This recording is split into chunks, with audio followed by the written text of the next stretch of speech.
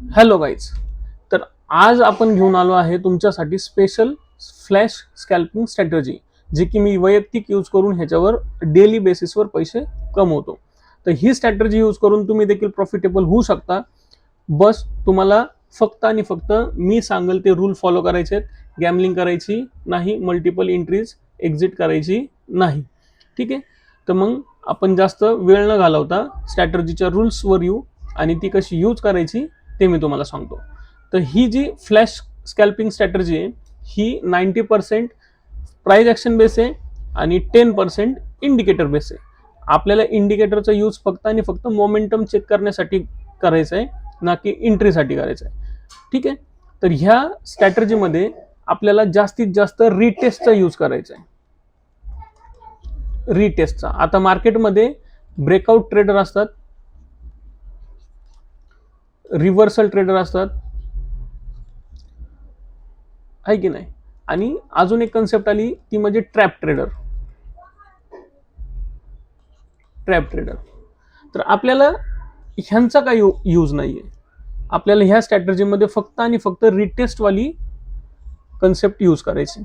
मग ती कशी करायची ते पण दाखवतो. ठीक आहे. ह्या स्ट्रॅटर्जीमध्ये मला 3 इंडिकेटर पाहिजे. फर्स्ट आहे 50 EMA, सेकंड आहे 20 EMA आणि थर्ड आहे RSI 14. ठीक आहे. हे 3 इंडिकेटर मी यूज करून एंट्री एक्झिट स्टार्ट करणार. ठीक आहे. ह्या स्ट्रॅटर्जीचा टाइम फ्रेम काय असणार आहे, तर ह्या स्ट्रॅटर्जीचा आपण टाइम फ्रेम ठेवणार आहे 1 मिनिट, अदरवाईज 3 मिनिट. पण हे कुठं ठेवायचं हे पण लक्षात ठेवायचं, कोणत्या स्टॉकमध्ये कोणत्या इंडेक्समध्ये ते पण इम्पॉर्टंट आहे. त्याची मी लिस्ट देणार आहे तुम्हाला. ठीक आहे. तर आता आपण फक्त 1 मिनिट आणि 3 मिनिटावरच विचार करूयात. ठीक आहे. मग आता स्टार्टिंगला हे तर तुम्हाला कळलं असेल की इंडिकेटर कोणता पाहिजे, टाइम फ्रेम कोणता पाहिजे. ठीक आहे. मग ह्यांचा यूज करून कशी एंट्री एक्झिट करायची ते देखील मी आता चार्टवर नेऊन तुम्हाला शो करणार आहे.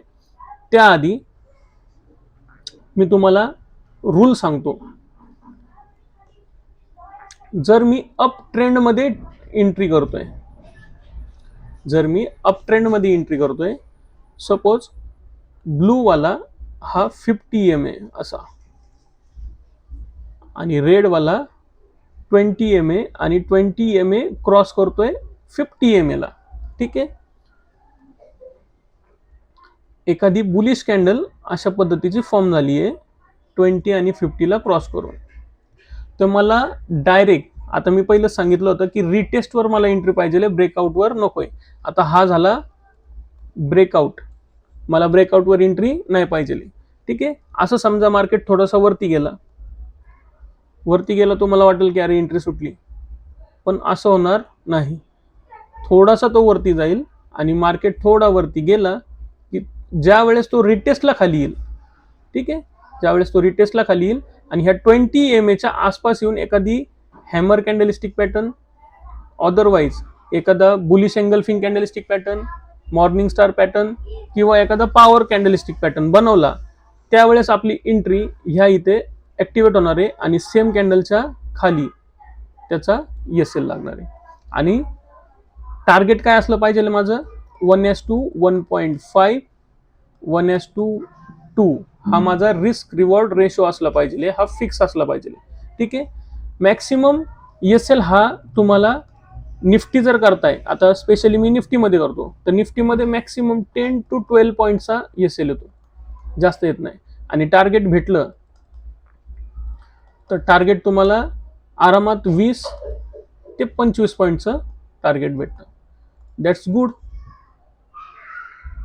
आणि जर तुम्हाला अजून पाहिजे असेल तर तुम्ही स्टॉप लॉस ट्रेल करू शकता किंवा टार्गेट ट्रेल करू शकता. पण मी त्या गोष्टीमध्ये पडत नाही. टार्गेट हिट झाल्यानंतर मी बाहेर पडून जातो. ठीक आहे. आणि मग आपल्याला एंट्रीमध्ये इंटर करायचं. ठीक आहे. ट्रेडमध्ये. तर इथपर्यंत तुम्हाला समजलं असेल की अप ट्रेंडमध्ये मला कशा पद्धतीने एंट्री एक्झिट करायचं आहे. सेम पद्धत आहे डाऊन ट्रेंडची, ती पण दाखवून देतो एकदा. काळजी करू नका, तुम्हाला एक्सप्लेन करतो मी ऑन चार्ट. पहा आता डाऊन डाऊन ट्रेंडमध्ये काय करायचं आहे पहा. डाऊन ट्रेंडमध्ये सपोज ब्लू आहे 50 EMA, लिहितो इथं 50 EMA, blue 50 EMA, red 20 EMA. आता ब्लू 20 आहे, 50 आहे आणि रेड 20 आहे. जर 20 EMA ने 50 EMA ला क्रॉस केला, ठीक आहे, त्याच्या अबो सोबत इथं जर एखादी बेरिश कॅन्डलस्टिक पॅटर्न बनला आणि ब्रेक केला, तो क्रॉस ब्रेक केला, तर हा काय झाला, डायरेक्ट ब्रेकआउट झालाय का? तर ब्रेकआउटला मला काय करायचं, एंट्री घ्यायची नाही. तर मी काय करेल, थोडंसं मार्केट जाऊ देईल खाली. ज्यावेळेस हा रिटेस्टला येईल, या रिटेस्टच्या आसपास एखादी कॅन्डल बनल, त्यावेळेस मी काय करेल, या कॅन्डलच्या लोला एंट्री घेईल, ह्याच्यावरती SL टाकेल. बस. टार्गेट काय असेल माझं, 1:1 1.5, अदरवाईज 1:1 1.2. हा माझा रिस्क रिवॉर्ड रेशो असेल. ह्यामध्ये पण आरामात तुम्हाला 20 to 30 पॉईंट आरामात कॅप्चर होणार. पण आता ह्यामध्ये आपल्याला RSIचा वापर करायचा आहे. ठीक आहे, RSI 14 यूज करायचा. आता RSI काय असला पाहिजे, एक जर अप ट्रेंड मध्ये असेल तर RSI ने 50 लेवल क्रॉस केली पाहिजे, 50 लेवल क्रॉस केली पाहिजे अप साईडला. ठीक आहे, अप साईडला. आणि जर डाऊन ट्रेंड मध्ये एंट्री घेत आहे तर RSI ने 50च्या खाली क्रॉस झाला पाहिजे, म्हणजे डाऊन साईडला क्रॉस झाला पाहिजे. आता मी ते दाखवतो तुम्हाला. रूल्स समजले असतील, जर समजले नसेल तर एकदा पॉज करा व्हिडिओ आणि एकदा रिवाइज करा स्लो डाऊन मध्ये, आणि ते सगळे रूल्स लिहून घ्या. तरी पण मी तुम्हाला PDF शेअर करतो, मग तुम्हाला अजून क्लॅरिटी वाटेल. ठीक आहे, तर आपण आता चार्टवर जाऊ आणि चार्टवर चेक करू कशा पद्धतीने आपण एंट्री एक्झिट करणार आहे. ठीक आहे, तर पहा, हा आपला चार्ट आहे 1 मिनिटाचा आणि 3 मिनिटाचा. आता 3 मिनिटाचा चार्ट काय यूज करणार आहे आणि 1 मिनिटाचा चार्ट कशासाठी यूज करणार आहे ते देखील तुम्हाला आता सांगतो. पहा, मला इंडिकेटर कोणते पाहिजेत, 50 EMA ब्लू, 20 EMA रेड, सोबत RSI. 3 मिनिटाच्या पण चार्टवर सेम प्राइस ऍक्शन करायची तुम्हाला. आले. आता पहा, माझं काम काय, मला एंट्री घ्यायची आता अप साईडला. ठीक आहे, तर मी काय करेल, जोपर्यंत आता इथं पहा, ह्या लेवलमध्ये पहा 50 आणि 20 एकदम फ्लॅट आहेत, म्हणजे साईडवेज चाललंय मार्केट, किंवा ते कॅन्डल साईडवेज चाललेत, प्राइस साईडवेज चालली असं सांगतंय. पण मला जोपर्यंत RSI पहा, RSI 50च्या आसपास आहे, म्हणजे बुलिश ट्रेंड तर दाखवतोय RSI, पण पाहिजे तशी स्ट्रेंथ नाही दाखवते, त्यामुळे आपल्याला एंट्री करायची नाही. इथं पहा, जर आता एखाद्याने घाईमध्ये ह्या ब्रेकआउटला एंट्री घेतली असती, ठीक आहे, तर थोडा कदाचित तो खाली आल्यानंतर SL हिट झाला असता का, रिसेंट कॅन्डलच्या खाली तुम्हाला SL सांगितलंय, SL हिट झाला असता, तो डिमोटिवेट झाला असता. तर मला काय करायचंय, जोपर्यंत RSI, दोन्ही पण RSI 50 RSI आणि 20 RSI हा थोडासा एकमेकांपासून लांब जात नाही, तोपर्यंत थांबायचं, म्हणजे ते एकमेकांपासून विलग होतात. पहा, थोडे थोडे विलग होत चाललेत, पण तरीही मला एंट्री घ्यायची नाहीये. मी एंट्री कुठे घेईल, जोपर्यंत एक स्ट्रॉंग कन्फर्मेशन मला भेटत नाही तोपर्यंत. पहा, ब्रेकआउट तर हिथंच झालाय, रिटेस्ट आलाय, एक SL गेलाय, परत रिटेस्ट आलाय, आणि मग ह्या कॅन्डलवर आपण एंट्री उचलणार आहे. दिसते तुम्हाला इथे एंट्री.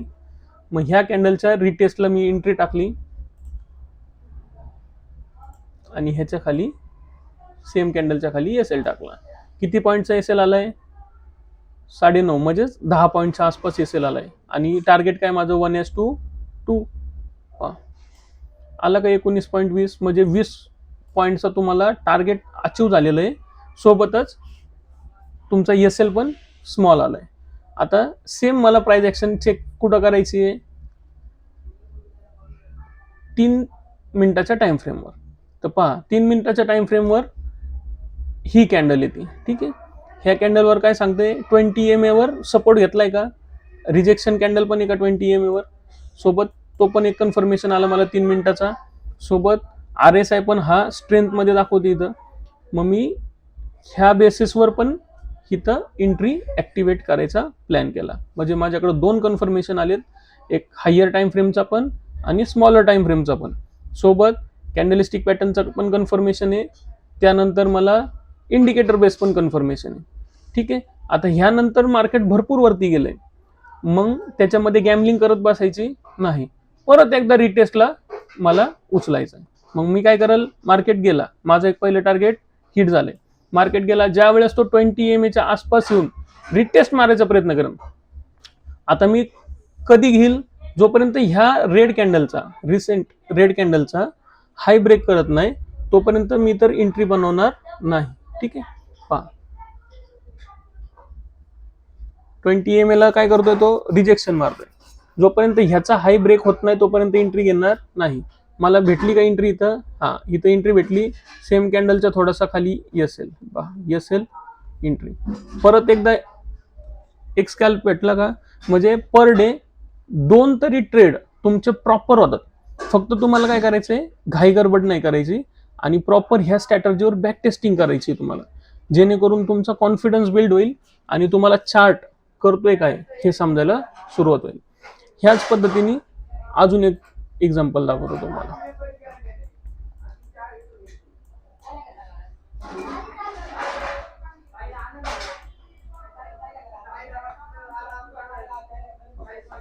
पहा इथं एक एक्झाम्पल आहे, ब्रेकआउट कॅन्डल आहे, पहा 20 EMA आणि 50 EMA क्रॉस ओव्हर नाही येत, पण 50 EMA च्या वरती एका बुलिश कॅन्डलनी ब्रेकआउट दिलाय. ब्रेकआउटला एंट्री घ्यायची नाही हे आधीच सांगितले, कशाला घ्यायची, मला रिटेस्टला. का एंट्री नाही घेतली, कारण की 20 EMA अजून देखील 50 EMA च्या बिलो आहे, मला तो अबो पाहिजे. ज्या वेळेस तो अबो गेलाय ह्या ठिकाणी बा क्रॉस ओव्हर झालाय, मार्केट काय करते, रिटेस्टला येण्याचा प्रयत्न करते. ज्या वेळेस मार्केट रिटेस्टला आला, एक बुलिश कॅन्डल बनवली रिटेस्टवर, त्यावेळेस मी काय केलं, ह्या सेम कॅन्डलच्या वरती एंट्री आणि सेम कॅन्डलच्या थोडासा खाली एसएल, कितीचा एसएल आलाय आता, 6.5 पॉईंटचा एसएल आहे, आणि टार्गेट मला किती पाहिजे, 1:2, सेम टार्गेट ठेवायचं. आले का 12 पॉईंट, मला इथं पण सेम, सिंपल स्ट्रॅटर्जीवर टेन्शन न घेता एंट्री एक्झिट आहे. जर तुम्ही अति घाई कराल आणि अति लालच कराल तर मग एंट्री मिळणार नाही. भेटू द्या, आरामात एंट्री भेटली तरी चालेल, कुठं मार्केट पळून नाही जाणार आहे. ठीक आहे, आता पहा डाऊन साईडला काय करायचं आपल्याला, डाऊन साईडला मला एंट्री घ्यायची कधी, ज्या वेळेस 20 EMA क्रॉस झाला पाहिजे 50 EMA ला. ठीक आहे, झालाय 50 EMA ला इथं क्रॉस, सोबत रिटेस्ट आली पाहिजे. आता रिटेस्ट आली पाहिजे, काय ग्रीन कॅन्डलचा रिटेस्ट आलाय. ठीक आहे, मग आता मार्केट आलाय, रिटेस्ट केलाय, पण जोपर्यंत ह्याचा लो कोणती कॅन्डल काढत नाही तोपर्यंत मला एंट्री करायची नाही. सोबत EMA ची पण वाट पाहायची मला की क्रॉस होण्याचा. ज्यावेळेस ह्या कॅन्डलवर आलाय त्यावेळेस त्यांनी क्रॉस ओव्हर केला दिसतंय, मग मी काय करेल, ह्या सेम कॅन्डलवर पुट साईडची एंट्री ऍक्टिव्हेट करेल आणि त्याच्या थोडासा वरती एसएल ठेवल. कितीचा आला, 9 पॉईंटचा एसएल आलाय आणि टार्गेट कितीचं झालं आपलं, 18 पॉईंट्स, 1:2 आरामात भेटतो.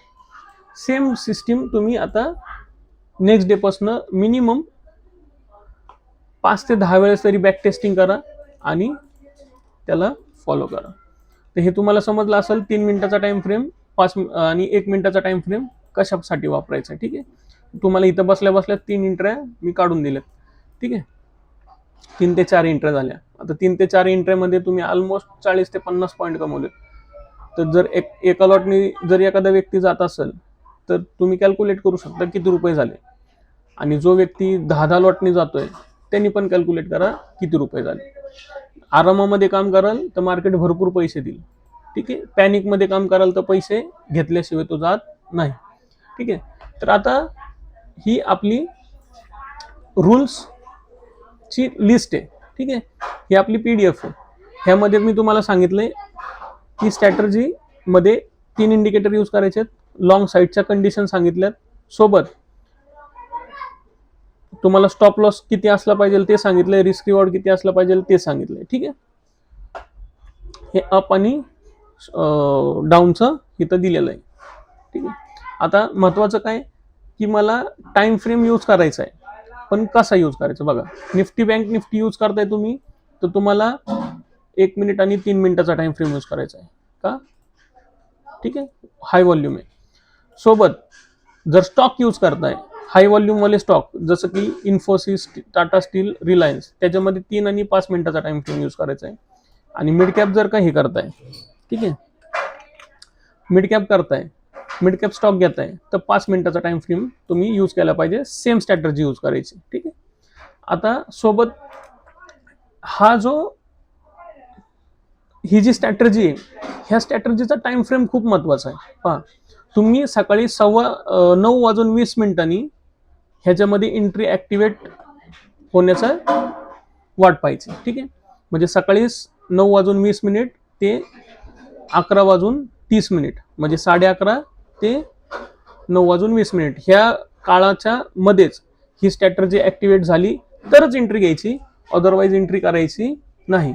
नेक्स्ट टाइम कोणता आहे, 1:45 म्हणजे 1:45 ते 3 हा टाइम तुमचा फिक्स असला पाहिजे. ठीक आहे, हा टाइम खूप गरजेचा आहे, ते तुम्ही चेक करायचं. ठीक आहे, सोबत आता इथं तुम्हाला डेली बेसवर स्कॅल्पिंग स्टॉक दिलेत. ठीक आहे, सेक्टर वाईज दिलेत. बँक निफ्टी मध्ये तुम्हाला नसेल करायचं आणि स्टॉक मध्ये करायचं असेल तर बँक निफ्टीचे कोणते स्टॉक घ्यायचे, आयसीआयसी bank, axis bank, HDFC bank आणि कोटक बँक. ठीक आहे, आयटी सेक्टर मध्ये करायचं आहे तर इन्फोसिस, टीसीएस आणि एचसीएल टेक. ॲटो सेक्टर करायचं आहे तर टाटा मोटर्स आणि महिंद्रा अँड महिंद्रा. मेटल सेक्टरमध्ये करायचं आहे टाटा स्टील, जेएसडब्ल्यू स्टील. आणि एफएमजीसी करायचं आहे तर हिंदुस्तान युनिलिव्हर आणि आयटीसी. ठीक आहे, हे एवढे जरी केले तरी सफिशियंट. ठीक आहे, आणि जर तुम्हाला ह्याच्या व्यतिरिक्त करायचे असेल तर तुम्हाला हाय व्हॉल्यूम स्टॉक काढावे लागतील. ठीक आहे, रिस्क मॅनेजमेंट ठेवायलाच लागेल तुम्हाला, त्याच्याशिवाय शेअर मार्केटमध्ये एंट्री करूच नका. मॅक्सिमम पर डे लॉस हा 1% to 2% असला पाहिजे तुमच्या कॅपिटलच्या. जर एका ट्रेडमध्ये 1% गेलाय तर दुसऱ्या ट्रेडमध्ये पण 1% किंवा 2% गेला पाहिजे. आणि 2 स्टॉप लॉस सलग आले तर एंट्री परत घ्यायची नाही, तो दिवस तुम्ही क्लोज करायचा आहे. मॅक्सिमम पर डे ट्रेड किती करायचे तुम्हाला, 3 ते 4. जर 2 कंटिन्यू पॉझिटिव्ह आलेत अजून एक रिस्क घेऊ शकता, पण दोन्ही पण लॉसमध्ये गेलेत तर तिसऱ्याला घुसायचं नाही, कारण की तिसऱ्या सेटअप वेळेस तुमचं माइंडसेट पूर्ण डिस्टर्ब झालेला असणार आहे आणि तुम्ही त्यावेळेस कोणत्याही प्रकारचे रूल्स रेग्युलेशन न विचार करता डायरेक्ट एंट्री टाकणार आहेत, रिव्हेंज एंट्री टाकणार आहेत. ठीक आहे, आणि हे तर तुम्हाला सांगितले 2 स्टॉप लॉस घ्यायचे डेली. तर मित्रांनो, ही स्ट्रॅटर्जी कशी वाटली ह्याबद्दल कमेंट करा, लाईक करा, शेअर करा. जास्तीत जास्त लोकांपर्यंत हा व्हिडिओ पोहोचवा, ज्या लोकांना अत्यंत गरज आहे एका स्कॅल्पिंग स्ट्रॅटर्जीची. आणि ही स्कॅल्पिंग स्ट्रॅटर्जी ज्यांना पाहिजे असेल, ह्याची PDF पाहिजे असेल, त्यांनी मला खाली कमेंट करू शकता. अदरवाईज मी डिस्क्रिप्शनमध्ये तिचा PDF अवेलेबल करून देऊ शकतो. ठीक आहे, थँक्यू मित्रांनो, भेटू आपण नेक्स्ट व्हिडिओमध्ये.